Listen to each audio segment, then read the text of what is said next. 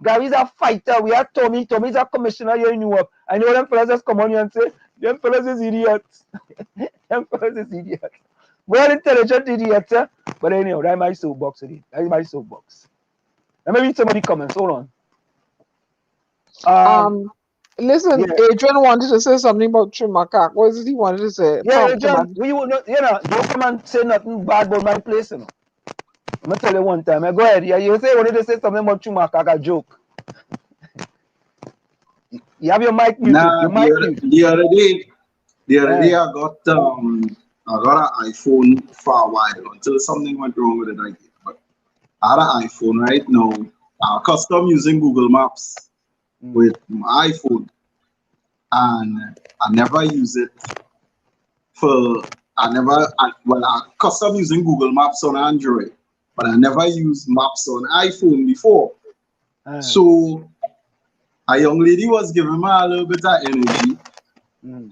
So I play fast and decided to stray up in this area. Now the thing is this, it have a lot of places in Laventille that I've drive through, but I don't know where I am. I've been living in Port of Spain for a very long time, but there's a lot of places in Laventille I don't know by name. I could drive through it from one end to the next, but I don't know where I am. I ain't ashamed to say that, right? So the reality of it was this. I always found it strange how tourists would only reach a certain part in Port of Spain and then they would turn back. Now I know they just get warnings and stuff like that, right? So the young lady sent me the Google location. It came, right, on iOS. And I click the button in my yard. I was in my car, click the button to proceed to the young lady's home to pick up so we could go hang out at it. The minute I click that, it's like the iPhone itself get frightened. The iPhone said to me, warning, please be aware that you are going into a red zone. Hear what I'm telling you? Nah. My Android phone has never done that. Google Maps has never done that. And we know iOS is Amanda's talk here. He said, caution, please be aware that you are going into a red zone. Right? I was like, okay. So this is news to me. When I was in the vicinity of entering 𝗪𝗪𝗏, another caution warning came up where they recommended that I keep my doors locked. Right? And do not delay passing through the area. So now, by seeing that, I was able to understand why when tourists come off the boat and they're using iOS phones, they don't stray across into the Drag Brothers areas and stuff like that. The tourists who go see the Drag Brothers by Besson Street area is tourists who would have met them up by the savannah and come there and they talk to the people in the area and tell them if you see tourists coming, don't interfere with them. But most tourists, because I decided to test it out. When I went down Port of Spain, I tagged St. Paul Street. From the time I reached George Street, I get a warning on my iPhone telling me, be cautious, I'm heading into a red zone. Wow. Imagine that's interesting, man. That's listen, boy. That's interesting, Adrian. Adrian, you see, that's why we like it when you come in the village, boy. Yes. But the thing is, what I was watching with that was to imagine the city. This is our capital city, the place that you're supposed to be the safest in the whole nation, and you get red zone flags for as close as George Street. Interesting, man. Interesting. And you know, it's but why it is? Why is that to scare people? Is that to inform people? Is that this is an app now, you know. An app telling you that there is a red zone. I think because of the status with Trinidad and Tobago, it has been integrated into the app. Because that is how, like, there's certain roads in Trinidad, if I drive on it, Google Maps isn't aware of the road because Trinidad never update the map or include or call Google and tell Google there's a new street here or something like that.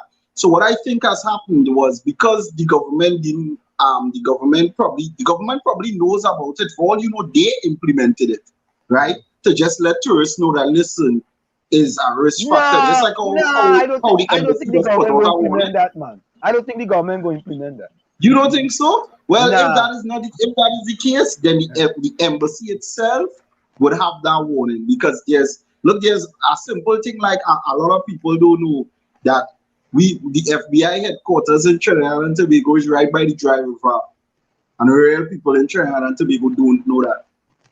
Right by the Dry River. Is if you want to know, you'll make an opportunity to know, but it's right by the Dry River. You know something, right? I wanna say to the people in the chat that we're getting some real constructive things in the chat, and that's what we like, eh? JB say he lied in JB say he lied invention to treat. What JB mean by that? I don't know what you're talking about. Yeah, I know. JB my PNM partner. Well, if you have an iPhone, tell him punch it in and go. Tell him if you want to see it for Port of Spain area, tell him punch in Barcelona Street and you go see. You go see what your iPhone go tell him. Yeah, that's interesting. Erica said it doesn't apply to Successville. Invitation to treat. To treat what? JB say invitation to treat. To treat what? What? Google needs to stop updating places and start updating politicians. I like Lana. I like Lana. I see Lana pop something here. Lana, I think Lana went to 𝗪𝗶𝗹𝗵𝗏 Secondary School, Lana. That's what you say? Lana that's what she said. Yeah, Lana went to 𝗪𝗶𝗹𝗵𝗏 Secondary School. Hold up. Well, look what Lana said. Lana said, well, they could send Alexander to go find everyone. Oh, God. Oh, God. And so, we wrapping up or not? Or you only want to go on here all night long? Yeah, sorting out people, you know. Yeah, I feel sad because I know personal people who have nothing with children, have no job because of the pandemic problem. Yeah, full 100. Yeah. Let me tell you something here. Right now, I doing a hamper drive right now, yeah, and Slim. Some of these people, boy. If you right now, I say down here, and I literally surrounded by food. Watch, I can share. Literally, food I surrounded by. all the money wrong the campus. You know? And you know, Adrian, let me say something to you, boy. You see, boy, Adrian, you know that people that's only run them out and talk. They love to talk. They love to talk. You see? But it's not many of us just talk the talk and walk the walk. Walk the walk. Thank you. You see, you talking, you just talk the talk. They just walk the walk. You understand? Yeah. And then people who want to come and criticize you and say, look at the age, you don't do nothing for nobody. They know. But Slim, that is why I don't take on. Why I feel I don't take on the comments in certain chats when trolls come for me. You commenting on a video I make to tell me you don't like what I say or standing against me. But let me ask you a genuine question. How does typing a comment on your keyboard help your nation? When I walk out the road and go a candlelight vigil and hold up my phone, right? When I talk about the government, when I assist people who don't have by finding hampers, when I dip in my own pocket to get stuff, right? Look, I launched a small business just now, and every person who come to do something for my business, $10 out of the money they pay to get the job done goes to charity. I don't take on people who sit behind a keyboard and just text.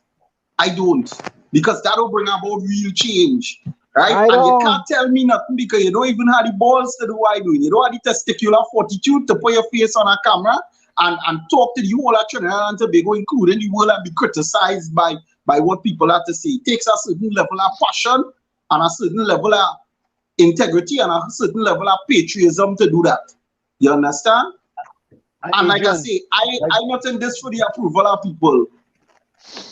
Adrian, you're speaking truth to power, and we're going to wrap up now, because when we started this program here, this program was to help exile and stranded citizens. Now it's our branch out. We'll be helping people all across Trinidad and Tobago with hamper. People get all different type of things, and many things we help. Some of us don't even say nothing about it, because we just go about our way and help people, and that is what it should be. Each one teach one, each one reach one. You know what I mean? And if the people who have a little bit, you take a little bit and help somebody who have little, you know, it will go such a long way with so much people in Trinidad, because there's so much people in Trinidad who don't have, man, who really don't have.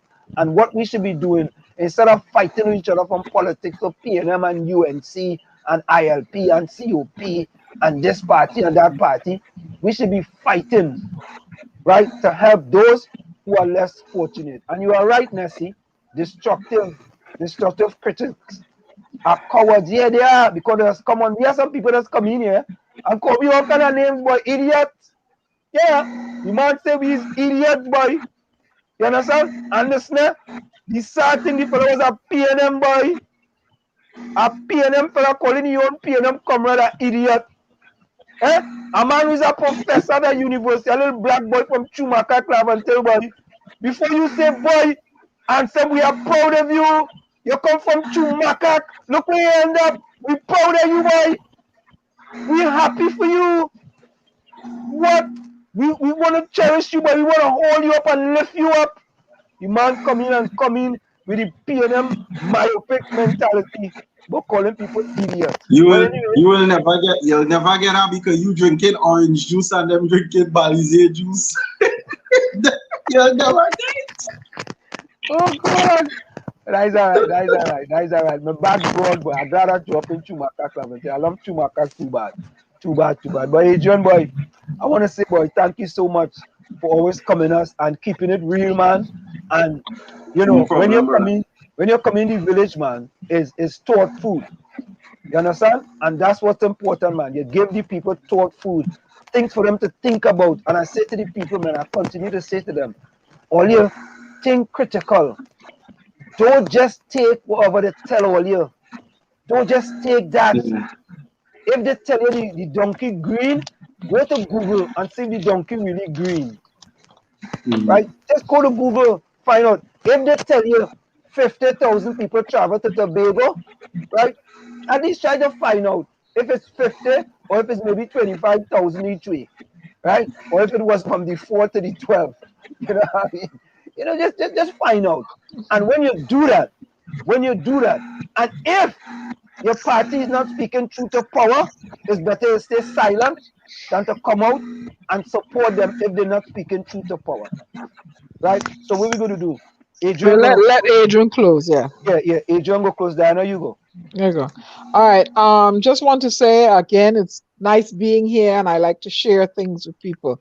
I like to read. Ever since I was a little girl, I love to read, and I will share with you what I'm reading right now. Powernomics, the national plan to empower Black America. It's applicable to all Black societies. And I'm also reading Caste, the origins of our discontent by Isabel Wilkerson. And I'm also reading, it's in PDF format, the Black Youth at Risk by Dr. David Muhammad. So I get, different perspectives on stuff. It helps me write my poetry and helps me be a better commentator on the program here. Sword or shield? Sometimes I lie awake at night and I wonder what the future holds subsequent to COVID-19. In Trinidad and Tobago, COVID-19 is wreaking havoc on the economy. I am imploring the powers that be in Trinidad and Tobago. We need a very different kind of economics if we want to build a socially just and ecologically sound future for Trinidad and Tobago. If equality is desired in Trinidad and Tobago, we can strive to attain and transform it into a progressive society built on mutual aid. If not, descent into a divisive, robust capitalism where the 1% thrives and the 99% Afro-Indo remain squabbling with each other. If support systems are not in place to support those who get locked out of the job market by illness or unemployment, a bleak scenario lurks that could result in barbarism or anarchy. Business fails and workers starve because there are no mechanisms in place to protect them. Barbarism is an unstable state that ends in ruin or in transition to one after a period of social devastation. Could this happen in TNT? Social change can come from many places and with many influences. And with the onset of social media, you have a lot of people with different platforms, and they can inspire people for social change. We at WZYE 95.9 FM want that social change to be ethical and have values and care for the society and be democratic. I implore the citizens of Trinidad and Tobago to adhere to the SOE, adhere to the health protocols, sanitize, stay at home, wash your hands, wear your mask, social distance, and hope that we come out of this a better nation. This is your resident poet, Diana Benskin. I bid you auf Wiedersehen until we meet again. Good night. Thank you so much, Diana. It's always appreciated. So folks, there is a quote that says, "Never be afraid to raise your voice for honesty and truth and compassion against injustice, lying, and greed. If people all over the world would do this, it will change the earth." And of course, ladies and gentlemen, I want to recommend 2 books. One of the books is The Magic of Thinking Big by Dr. David Schwartz. That's The Magic of Thinking Big by Dr. David Schwartz. And the second book is Mindset by Dr. Carol Dweck. It talks about, do you have a growth mindset or do you have a fixed mindset? Again, The Magic of Thinking Big by Dr. David Schwartz and Mindset by Dr. Carol Dweck. And it explains if you have a growth mindset or if you have a fixed mindset. From where I said, this is it. The clock on the wall, so that's all I like to say, but I've got to go. Remember, hard work beats talent when talent does not work hard. And for every 60 seconds of anger, you lose 1 minute of happiness. See you. Same WZYE time, same WZYE channel. Adrian, you up, my friend. Well, I ended it on a simple note. For all the PNM and the UNC and all the racism that it have, if you believe in practicing what you're preaching so much, if it ever have a case that you need blood and you end up in the hospital, tell them you want your race soon and see if they'll give it to you. Trinidad and Tobago, I love each and every one of you and stay safe. Thank you so much, man. Before we go, let me just quickly add Tommy in here.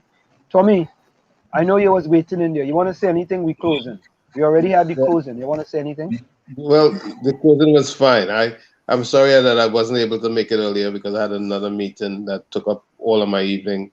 But I'm sure you did a great job, and I appreciate being part of this. Just next Saturday or Saturday coming, I'll be there full time. All right. And no love problem. to all. Love to all. Right. And let me just say thank you to Nessie, of course, Lana, JB Harper, boy. JB, welcome, boy. Welcome. Erica John as well joined us. Yeah, Erica John joined us. You know, we say you already called Nessie. Let me see who else joined us. We had quite a few people join us tonight. Gary Mahabir joined us too. What is this? Gary Mahabir joined us too. Yes, boy. Gary, thanks for joining us, boy. Let me see who else joined us. Oh God, we had to call these people name. Hold on. Lana, Erica. You know, we have people that's joined us kind of earlier, and I had to scroll back now. Let me see. Steve Trini Lopez, boy, thank you so much. Of course, we had Cindy joined us too. Is Cindy, boy? Cindy, hold on. Gary, Cindy,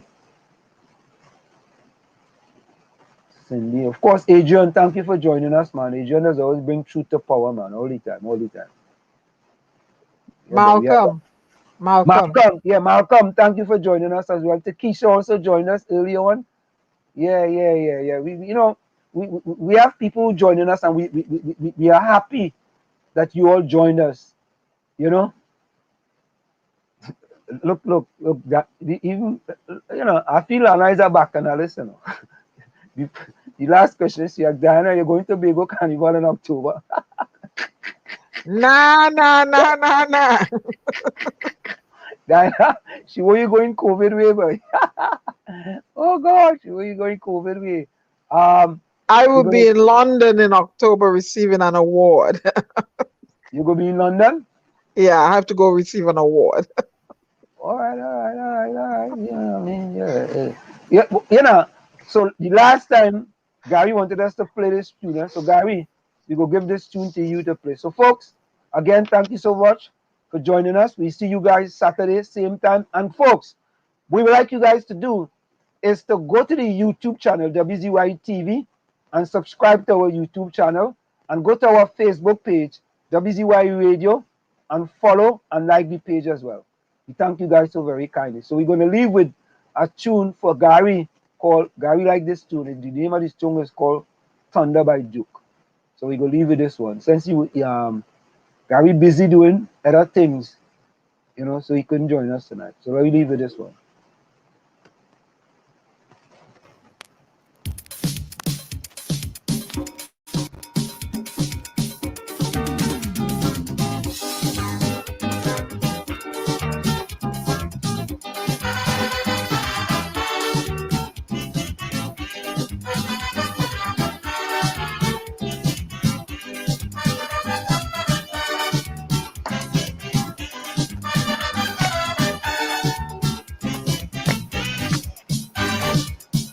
Girl, like you really come out with tears.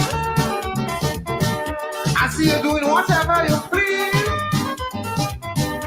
Now you're in front of the band, you're tipping your chest, you're waving your hand, you're lifting your dress. Hey, lady, how you have to possess. I'm watching you all night. You're dancing up all night. You're dancing up all night. You're poking me all night. Provoking me all. If I only hold you tonight, it's thunder. I'm giving you thunder. I'm going to make you tell me surrender. I'm giving you thunder. All the strong, you're stronger. I'm giving you thunder. I want you to start to perform, you're the thunder.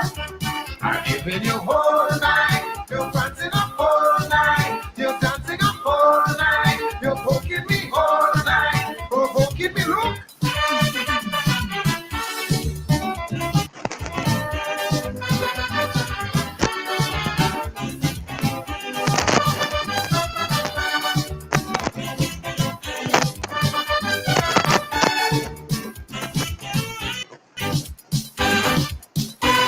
by the way you're moving your waist,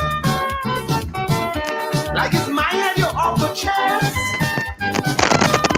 Now you're swinging in front, you're flinging behind, you're making me want to hold on and whine. Hey, hey, baby, why you chasing my mind?